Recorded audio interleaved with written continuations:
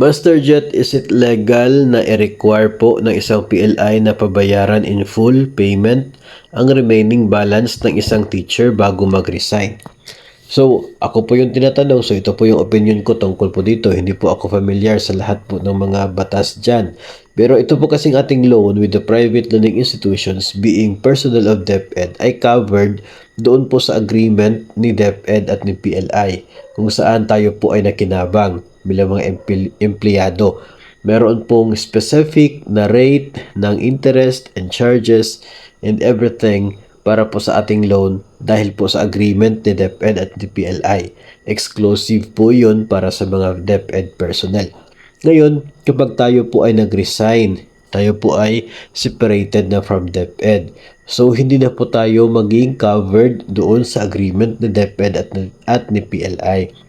Yun pong terms and conditions ng loan natin ay supposedly hindi na po katulad doon sa loans na offer ni bangko para sa mga personal na DepEd. Kasi nga tayo ay resigned na, separated na tayo from DepEd. So, ang mangyayari dyan, yung loan account mo ay considered nila bilang due and demandable. Ibig sabihin, dapat ay bayaran na ng buo yung halaga ng inyong pong utang. Ngayon, at ano po yung pwedeng gawin kung ikaw ay wala naman pong pera na pwedeng gamitin para pambayad in full? So, may options po yan. Depende po sa maging agreement ninyo with the PLI.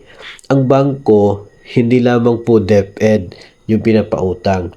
Hindi lamang po DepEd yung negosyo nila na lending.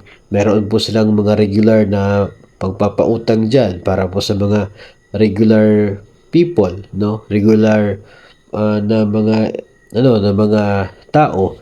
So pwede po na yung loan mo under sa agreement nila with DepEd ay i-transfer into another form of loan ni PLI, another loan offer ni PLI na kung saan ay pwedeng yun na yung magiging terms ng utang mo sa kanila.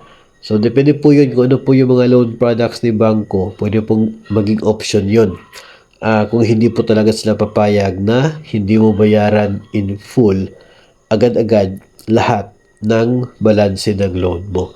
So, kayo na po yung mag-agree with the PLI. Pero kung nakikita ko po dito, ay mayroon pong sapat na basihan si bangko para pabayaran po sa inyo yung utang ninyo under the APDS ng DepEd. Yun nga, kasi nga ikaw ay mag-resign na at hindi ka nasakop doon sa agreement nila. Kung mayroon kang utang sa kanila, supposedly under na doon sa other loan products at hindi na po doon sa loan products nila for DepEd personnel.